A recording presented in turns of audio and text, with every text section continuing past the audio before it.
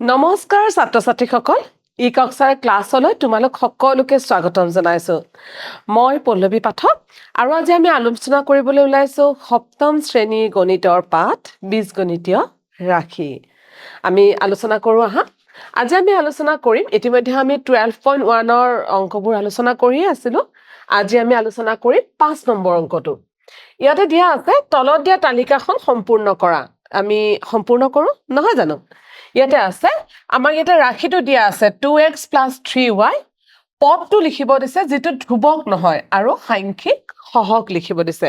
ইতিমধ্যে আমি সাংখ্যিক সহগ আৰু পদবোৰৰ বিষয়ে আলোচনা কৰি আহিছো গতিকে পলম নকৰি আমি সমাধান কৰো নহয় জানো ইয়াতে আছে 2x 3y গতিকে পদটো কি হ'ব যেটো ধ্ৰুবক নহয় 2x আৰু এটা 3y আৰু ইয়াতে কৈছে সাংখ্যিক সহগ এই যে x আৰু y যে আছে ইয়াৰ সহগবোৰ কি আছে 2 আৰু এটা 3 ঠিক একে ধৰণে ইয়াতে আছে m + 3 যেটো ধ্ৰুবক নহয় গতিকে আমি 3 টো লিখিব নালাগে আমি এটা লিখিব লাগিব m আৰু ইয়াৰে সহগটো কি হ'ব 1 ইয়াতে আছে 2ab তাৰ পিছত আছে -a আৰু এটা আছে b আৰু ইয়াৰে সহগ কেটা কি হ'ব এটোৰ কাৰণে সহগ হ'ব 2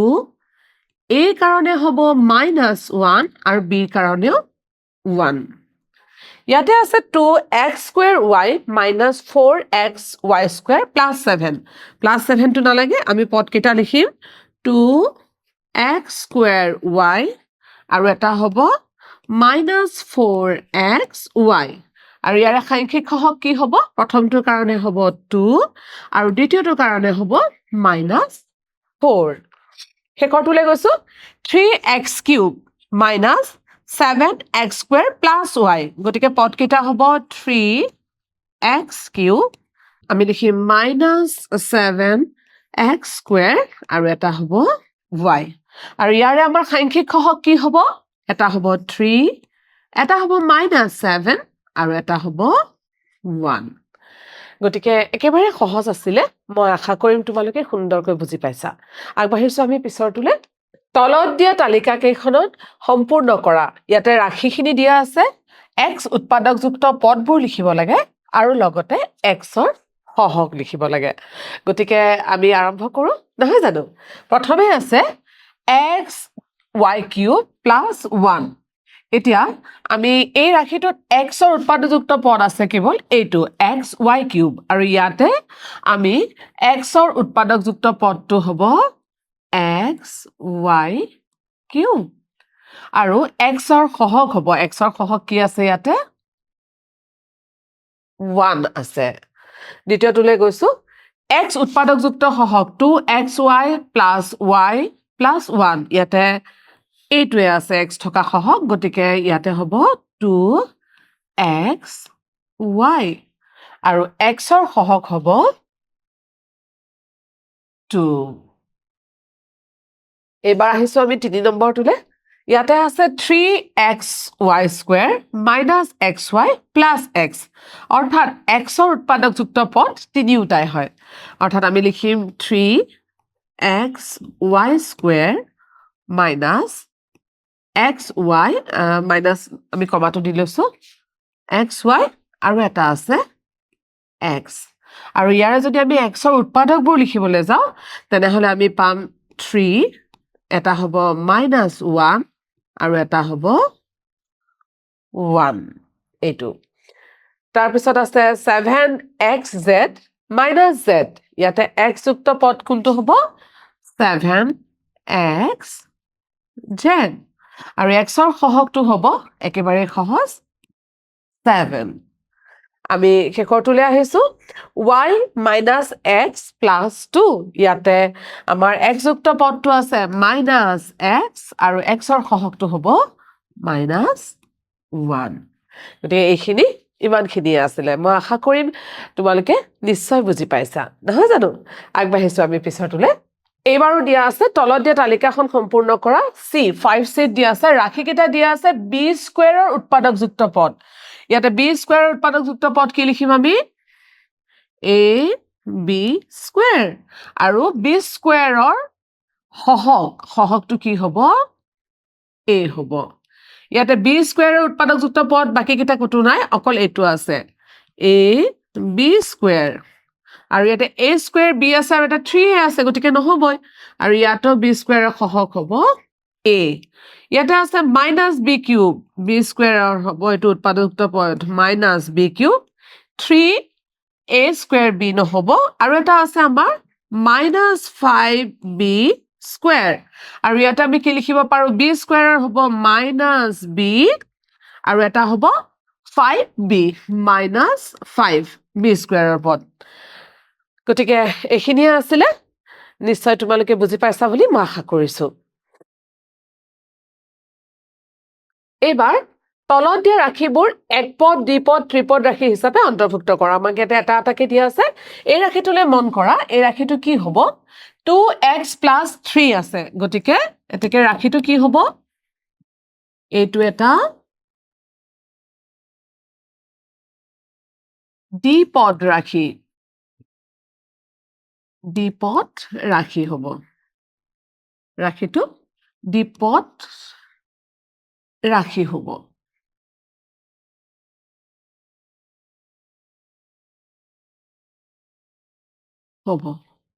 পিছৰটোলৈ গৈছো y কিউব এটাই আছে গতিকে কি লিখিব লাগিব ৰাশিটো এক পদ হ'ব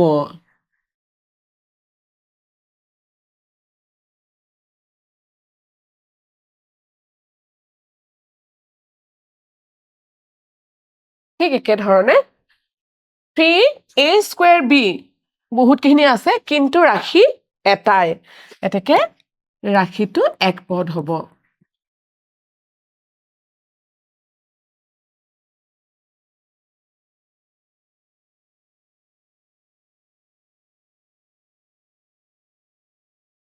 পিছৰটোলৈ গৈছো ইয়াতে চোৱা 3a square b + 5ab square + 3a তাৰমানে কিমান হ'ব ৰাশিটো ত্ৰিপদ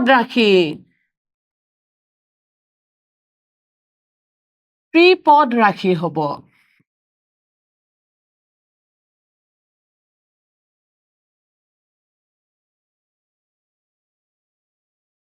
তাৰপিছত আহিছো আমি 2m + 3n অৰ্থাৎ কি হ'ব ৰাশিটো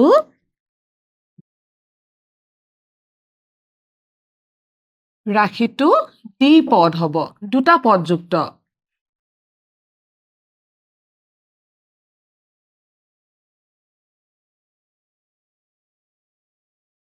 পিছৰটোলৈ আহিছো ইয়াতো ৰাশিটো কি হ'ব তোমালোকে নিশ্চয় ক'ব পাৰিবা ৰাশিটো দ্বিপদযুক্ত ৰাশিয়ে হ'ব কাৰণ দুটাই আছে নহয় জানো দ্বিপদ ৰাশি হ'ব তাৰপিছতো আহিছো ইয়াতো দ্বিপদ হ'ব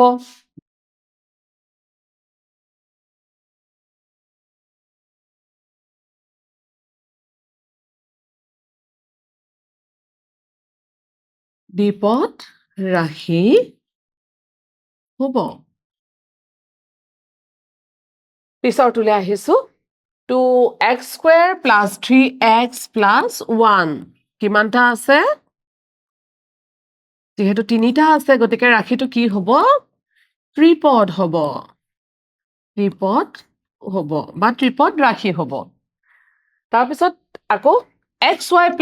y এতেকে ৰাশিটো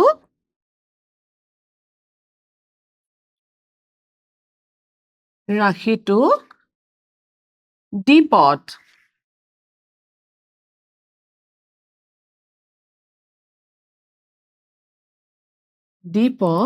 ৰাশি হ'ব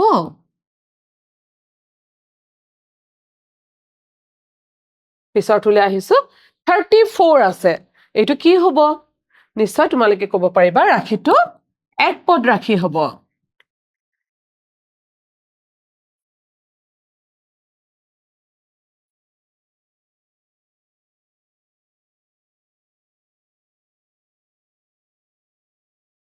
ৰাশি হ'ব আগবাঢ়িছো পিছৰটোলে ইয়াতে আছে 7 নম্বৰটোত তলত দিয়া জোৰবোৰ সদৃশ নে বিসদৃশ লিখা মন কৰিবা ইয়াতে সদৃশ বা বিসদৃশ হ'বলৈ আমি কি চাব লাগিব এই জোৰবোৰত যিবিলাক বীজগণিতীয় ৰাশি বা বীজগণিতীয় আমাৰ চলক আছে চলকবোৰ একে হয় নে নহয় ইয়াতে 4x - 4x আৰু 1/2x ইয়াতে চলকটো কি আছে x x টো যেহেতু আছে এতেকে ৰাশিটো কি হ'ব সদৃশ হ'ব ৰাশিটো সদৃশ হ'ব অৰ্থাৎ x আছে একেই আছে নহয় জানো এইবাৰ -5x আৰু 7y কি হ'ব এটা x আছে এটা y আছে এতেকে ৰাশিটো সদৃশ নহয় বিসদৃশ হ'ব বিসদৃশ হ'ব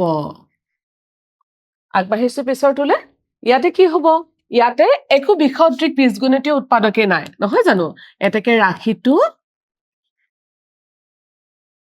সদৃশ হ'ব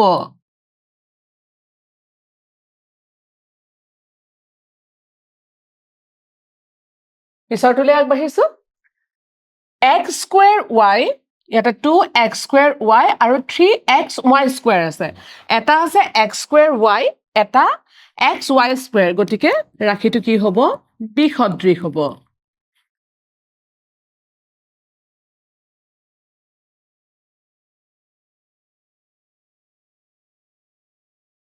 ৰাশিটো বিসদৃশ হ'ব আগবাঢ়িছো পিছৰটোলে ইয়াতে আছে xy আৰু এটা আছে xz এতেকে ৰাশিটো আমি বাকি আকৌ চাবই নালাগে ৰাশিটো বিসদৃশ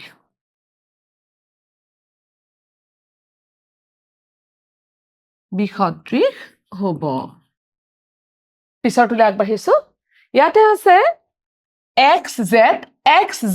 এতেকে ৰাশিটো কি হ'ব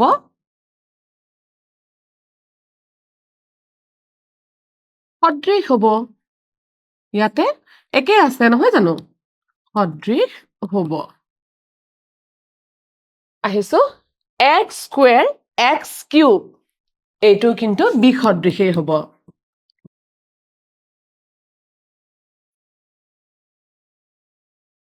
বিসদৃশ হ'ব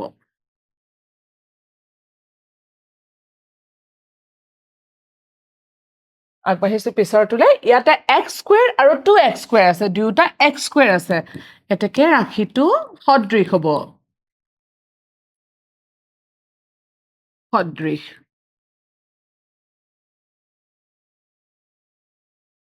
পিছৰটোলে আগবাঢ়িছো m কি হ'ব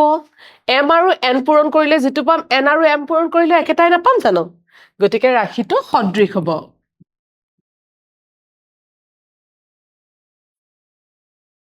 ৰাশিটো সদৃশ হ'ব আগবাঢ়িছো পিছৰটোলে ইয়াতে আছে 1/2z আৰু 3/4z আমি বীজগণিতীয় ৰাশি কি পাইছো z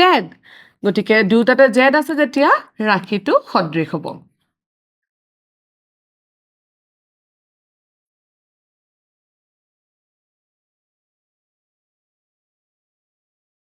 পিছৰটোলে আহিছো এতিয়া 8 নম্বৰ দিয়া আছে তলৰ পদসমূহৰ পৰা সদৃশ পদবোৰ বাছি উলিওৱা অৰ্থাৎ আমাক ইয়াতে যথেষ্টখিনি পদ দিয়া আছে আমি সদৃশ পদবোৰ বাছি উলিয়াব লাগে আমি আৰম্ভ কৰিছো ঠিক আছে প্ৰথমে আমি সদৃশ পদ লিখিম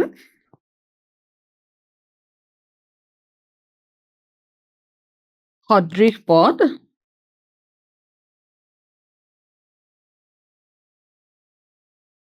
আমি ab² ললো ab² এইটো হল তাৰপিছত আমি আকৌ চাইছো ab² কৰবাত আছে নেকি এইটো 7ab² 7ab² এইটো হল তাৰপিছত আমি আৰু b² আছে নেকি কৰবাত চাইছো -ab² অৰ্থাৎ ইয়াতে লিখিব লাগিব -ab² তাৰপিছত a² b² এইটো a² b² আছে এইটো নলওঁ আমি এইটো ল'ম 3ab square.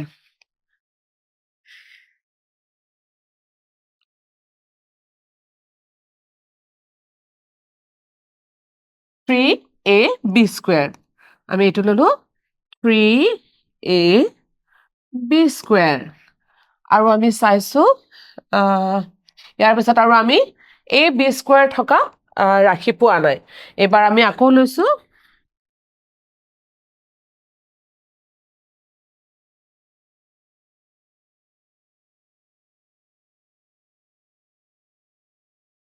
সঠিক পদ কেইটা বিচাৰিম a square থকা আমাৰ খুদাকে a square থকা কিবা ৰাখি আছে নেকি আমি চাই লওঁ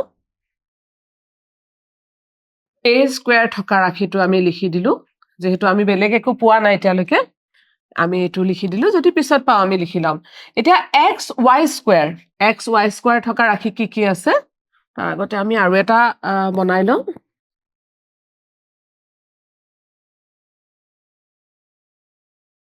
xy square এইটো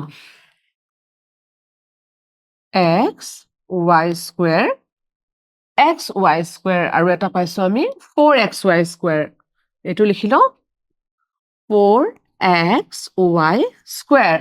তাৰ পিছত আছে -2x 5y xy 3x a square b square x cube y cube এইটো আৰু আমি পোৱা নাই xy এইখিনিয়ে পালো এবাৰ আমি আকৌ সদৃশ পদ লৈ আহিছো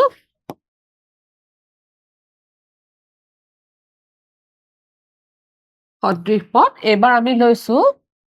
y cube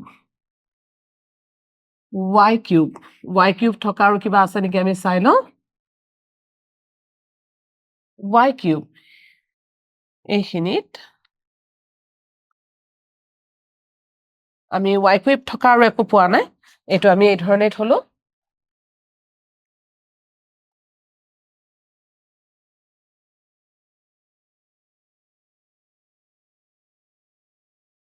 আমি ইয়াতে লিখিছো আকৌ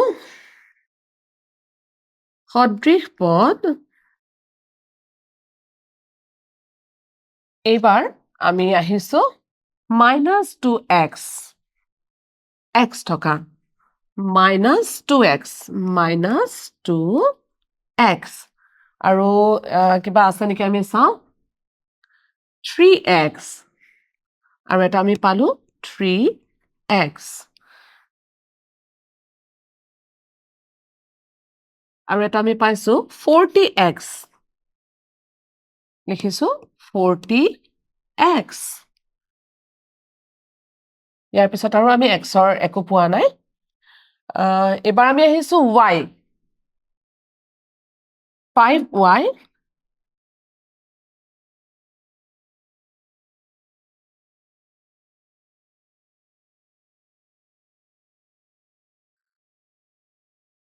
5y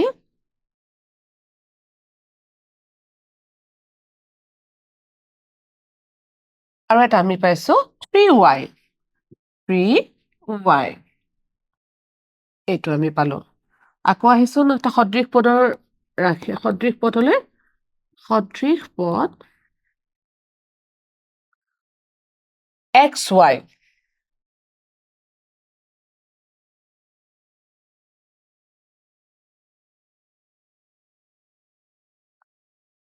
xy লৈছো আমি xy আৰু আমি বিশেষ পোৱা নাই গতিকে আমি নেক্সট আহিছো সদৃশ পদলৈ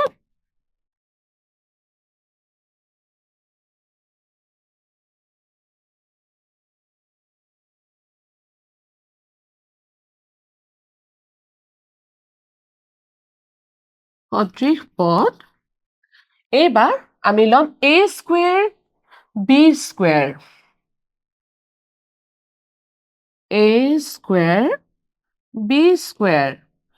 আৰু a square b square আমি চাওঁ 2a square b square এইটো এটা পাইছো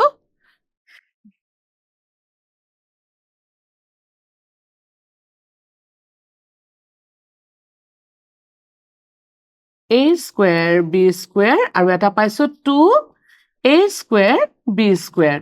আৰু আমি বিশেষ দেখা নাই এতিয়ালৈকে তাৰপিছত আমি আকৌ আহিছো ইয়াতে লৈছো আমি সদৃশ পদ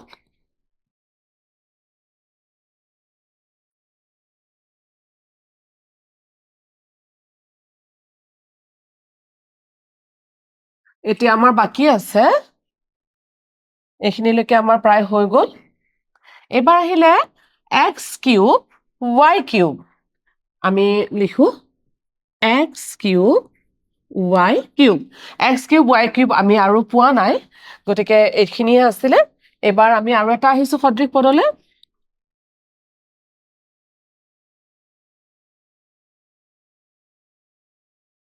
এইবাৰ আমি লৈছো m স্কোয়াৰ n ইয়াতে আছে মাইনাছ m স্কোয়াৰ n আৰু এটা আছে মাইনাছ m স্কোয়াৰ n দুটা একেই আছে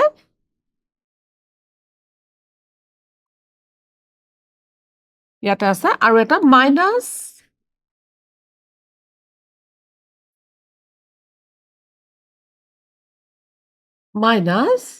m স্কোয়াৰ n দুটা হৈ গ'ল এতিয়া আমাৰ বাকি থাকিলে 3mn স্কোয়াৰ গতিকে সদৃশ পদত আমি আৰু এটা লিখিব পাৰো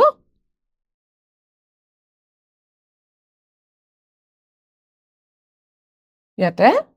3mn স্কোয়াৰ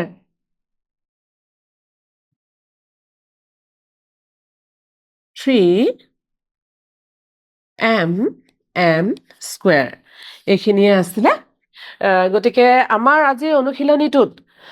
12.1ৰ ইমানখিনি অংকই আছিলে মই আশা কৰিম তোমালোকে সকলোৱে বুজি পাইছা আৰু অনুৰোধ কৰিম তোমালোকে কিন্তু এই অংকবোৰ নিজৰ টোকাবহীত টুকি থবা আৰু প্ৰেক্টিছ কৰিবলৈ নাপাহৰিবা কাৰণ গণিত আমি যিমানেই প্ৰেক্টিছ কৰিম আমাৰ বাবে সিমানেই সহজ হৈ পৰিব আমি আহি আছো আৰু এটা নতুন ভিডিঅ'লৈ তেতিয়ালৈ নমস্কাৰ